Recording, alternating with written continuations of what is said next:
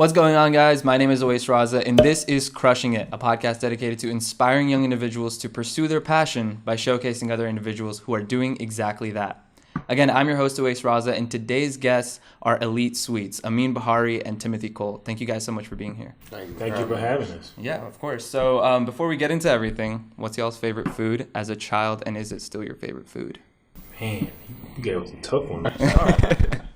I used to eat all kind of food when I was growing up. So I was just like a garbage disposal. But I think I would say chili dogs was like one of my favorites growing up. How about now? Not at all. I would never eat a chili dog right now. So what's your favorite food now? Man, I like Halal Brothers, honestly. Really? Yes. That's interesting. I get the combination of rice. What about Halal Guys versus Halal Brothers? I'm not going to Halal Guys. I haven't tried it, but I'm loyal to Halal Bros. It's a big difference. Halal Bros for the win for sure. I can attest to that. So what about you?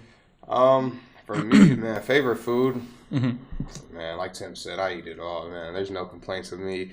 I guess I'll keep it casual pizza just because there's so many options. There's different variety. Mm-hmm. So I say I'm a pizza guy. You can't ever go wrong with pizza any time of the day, breakfast, lunch, or dinner, right? What about now?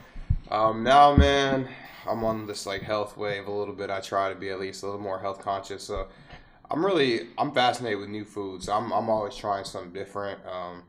So anything kind of like health related. I'm big into like juices and smoothies. I actually just had Juice Land right before I came. So that's the goat. I like to try new things, but if we're gonna keep it West Campus focused, man, I do like Law Bros, but Cabo Bob's, man. That was probably I've heard a lot of things about that. Yeah. A lot of things. Like a lot of good things. Like, isn't you never been? No, I haven't been there yet. Yo. That was probably my most stayed spot when I was in school. I'm not gonna lie to you. Oh man, I gotta go then. What about desserts? Donuts. Hands down. Come on now. And is that the inspiration behind your company? Oh yeah, I mean that's what we ate all the time when we were in school. So I'm sure we'll elaborate more, but that's kind of how it started. I would say I like donuts and cheesecakes too, man. Cheesecakes, even now? Oh yeah. That's in the plan. That's in the pipeline for the future. For me, I say donuts and ice cream. Ice cream? Definitely. You put those two together? Yes, true. If you can. Oh man. Okay, so then what's like so Elite Sweets? What's y'all's story? How did this all start off? We all know that it's like a donut company, but where did all of this begin? Did you just come up with it on the spot, or? Yeah, so it kind of goes back to our time in school. So now we're both graduates here from the University of Texas. But during my senior campaign, I was working with the football team. Tim was playing football, so it's kind of where I met two of my co-founders, Tim and Caleb.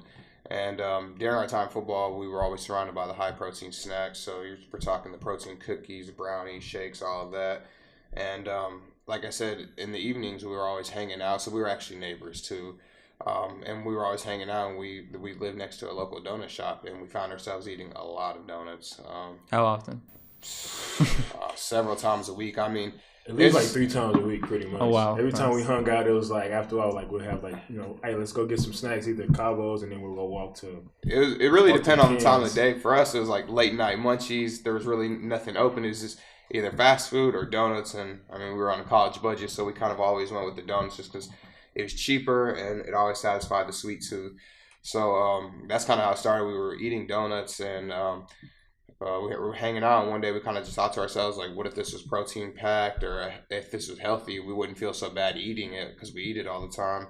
And so that's kind of how it started. We just we started looking up some protein donut recipes. We started looking at the market to see if we could get some protein donuts or healthy donuts, and there really wasn't many options. And so that's kind of how it started. We got to work in our apartment kitchen. My brother, so he's actually the fourth co-founder, Amir.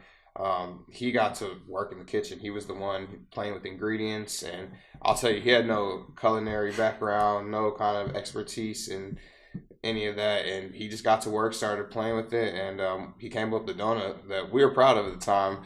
We're gonna call that our MVP, but for lack of better words, yeah. So we got the donut. We went out on campus, started selling it at little events to friends and family, and started getting a little bit of traction. Was it packaged?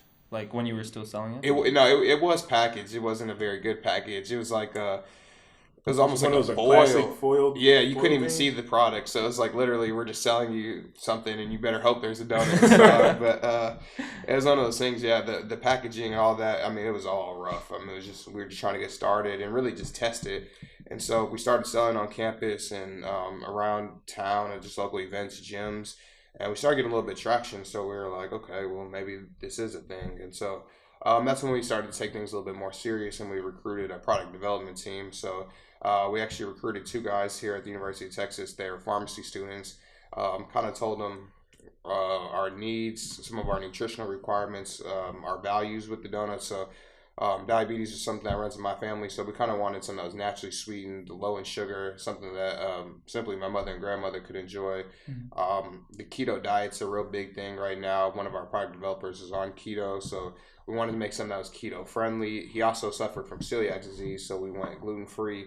And just being in Austin, I mean, there's this trend of health consciousness, so we just looked for looked to make a healthy donut. And so we kind of told them that, and we wanted to get additional flavors. And so they produced the 4 flavors we have now. So we're talking the cinnamon sugar, peanut butter, chocolate chip, and birthday cake.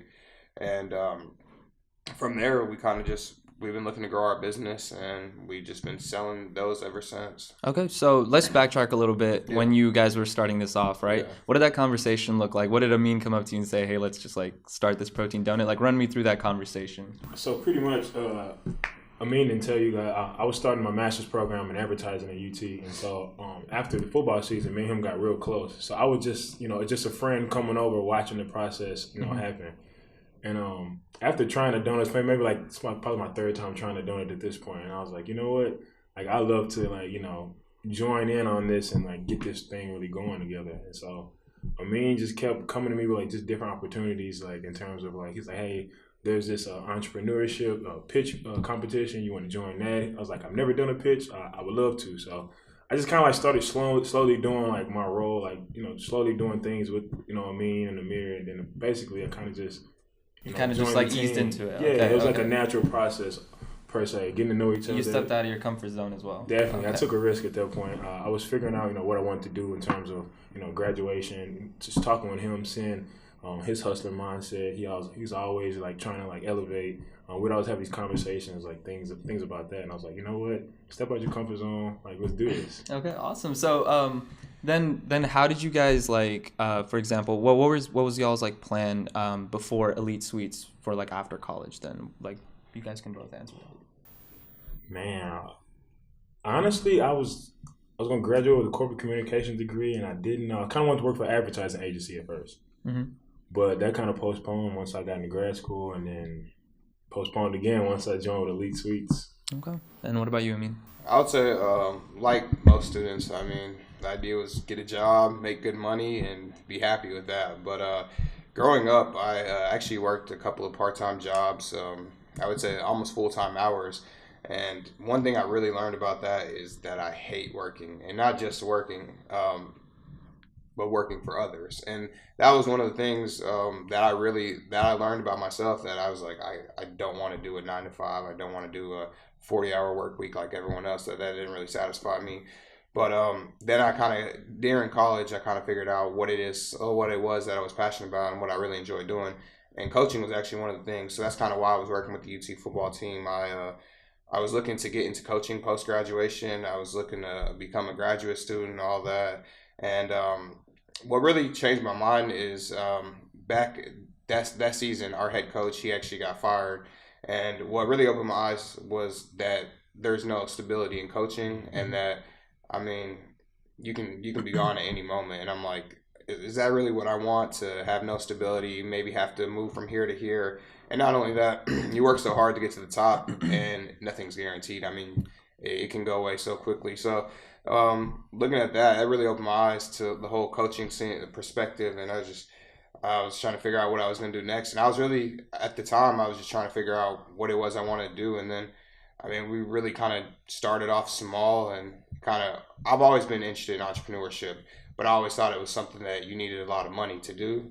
And at the time, obviously, I mean, I didn't have any money to do anything. And so it really just kind of happened organically. And it was one of the best decisions I've ever made. Okay, awesome. And what about you? What was your take on entrepreneurship? Was it like a thought that you had, like some avenue that you wanted to take eventually, or?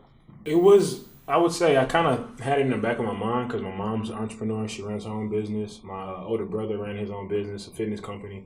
And so, like, I knew, like, bits and pieces of starting entrepreneurship, but I didn't know exactly, like, how you go about it, the type of things that it requires to actually, start a successful business. So it was just an idea. It was just never, like, actually the time to, like, actually go down and say, hey, let's pursue this. So I never knew anything in terms of entrepreneurship. I had zero lack of knowledge, just kind of just a hungry attitude and, a want to kind of learn. Okay.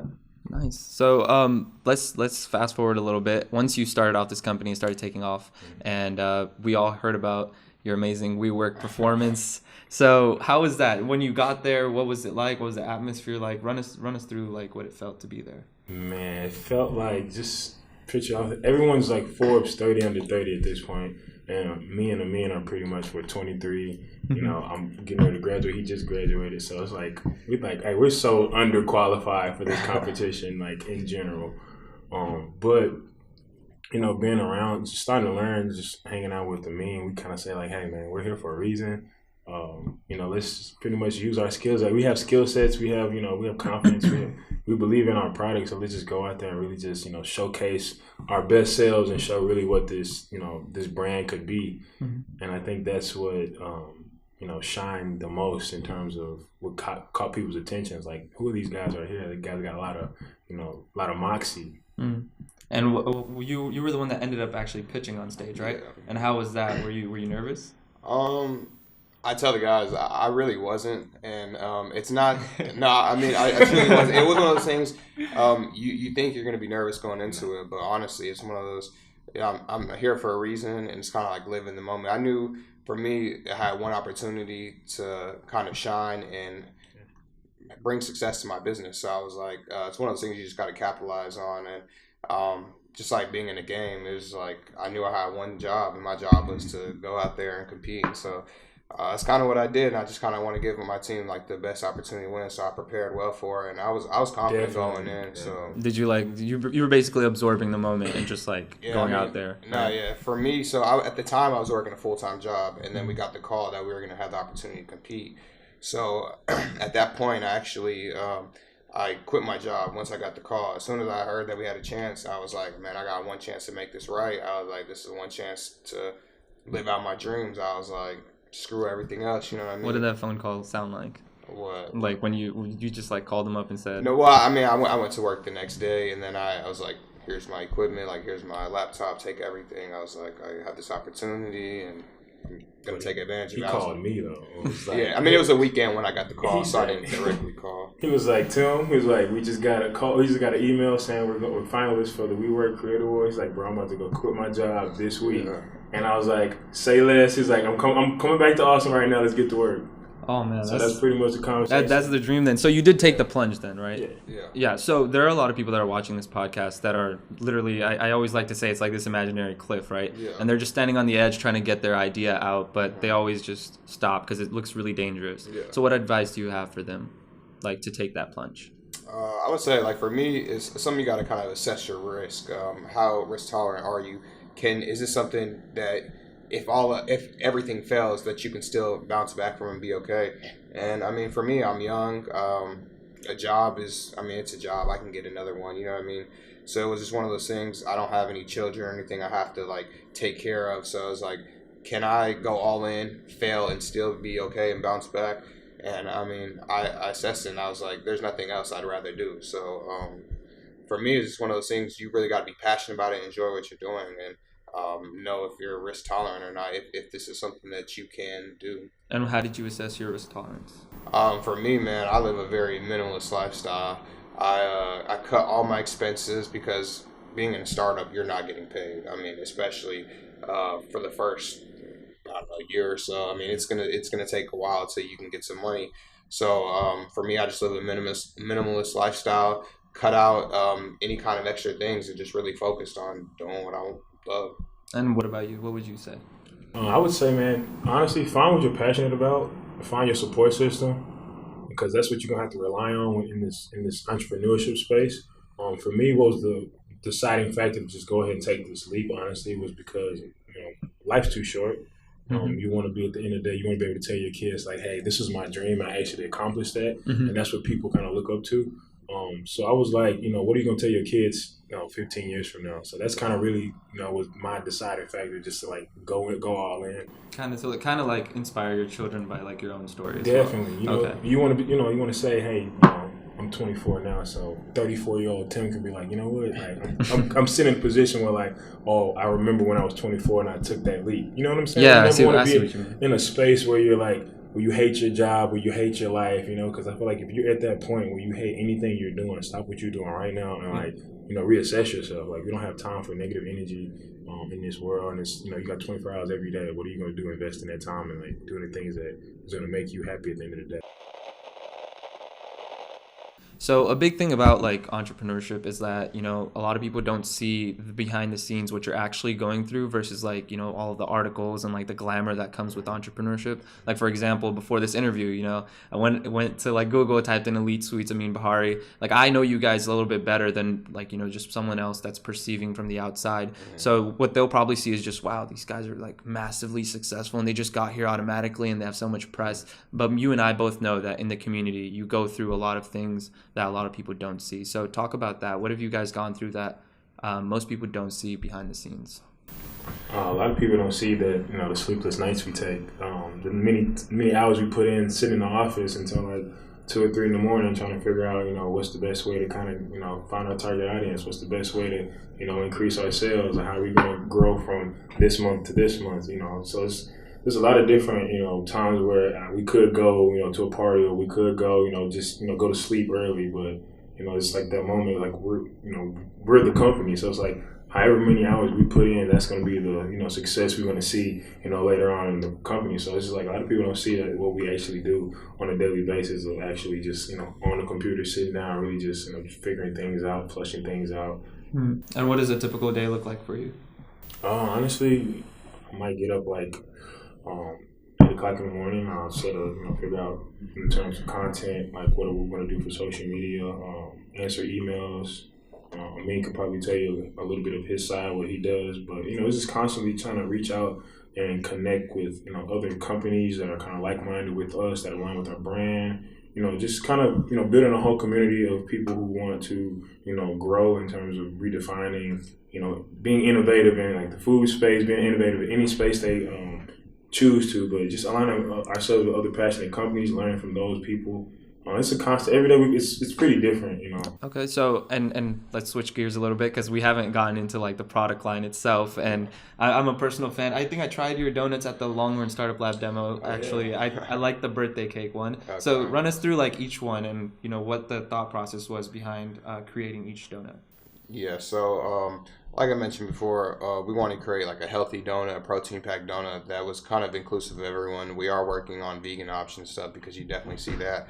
But going into it, we kind of wanted 4 base flavors, like 4 flavors we could debut with. And the birthday cake was, it was kind of like a trend we see with the sprinkles. It really stood out compared to other products. So when you kind of look down the line, when you see like the pink icing in the sprinkles, it really stands out.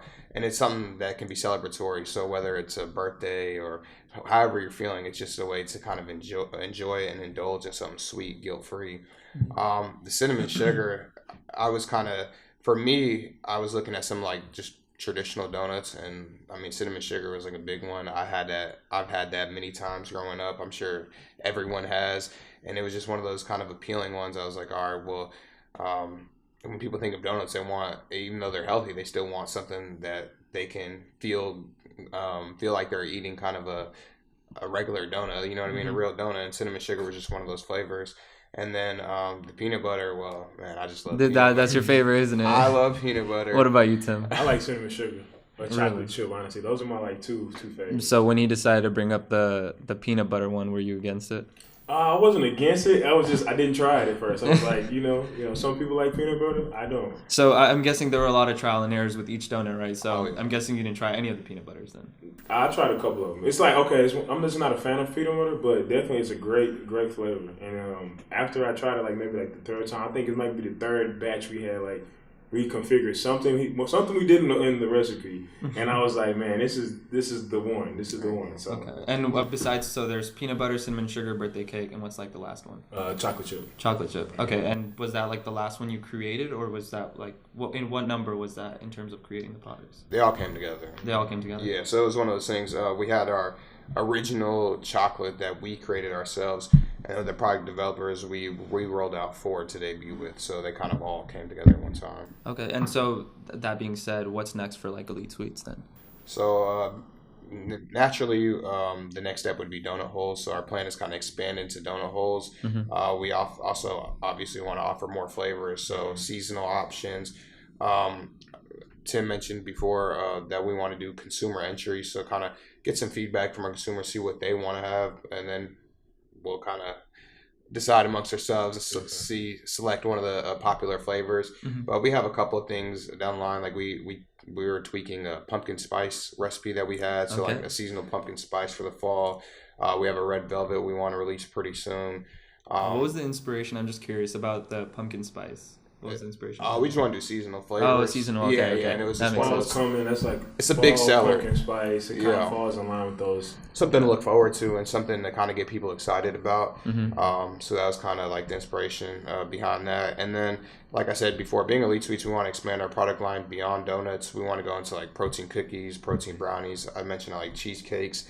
I would definitely love to see a protein cheesecake sometime down the line. So I would too. I'd be a fan of that. You know what I mean? So that's kind of some of the things we have in the works. So that, along with some apparel, we'll work on some fitness-based apparel, and that's kind of what we have in the pipeline right now. So I'm guessing the new year, we talked about this, the new year is going to be a pretty big deal for you guys because a lot of people want to get on that health trend, right? And you guys are a healthy option for people that like donuts. So what's your mindset going into the new year?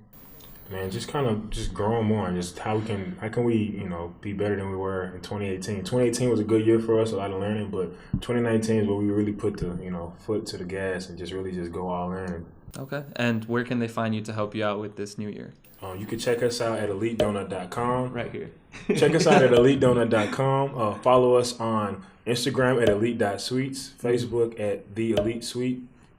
And check out our local retailers here in Austin. Which retailers are you in? So we're in local coffee shops, nutrition shops. At elitedonut.com, we have a list of all our retailers. Okay, awesome. And so, again, guys, this is Crushing It, a podcast dedicated to inspiring young individuals to pursue their passion by showcasing other individuals who are doing exactly that. Thank you guys so much for coming on, and good luck. Appreciate it. Thank you guys. I appreciate everything. This was nice. I liked it. I was going to name the retailers, but I was like, people won't just know. You know what I mean? People won't know them all.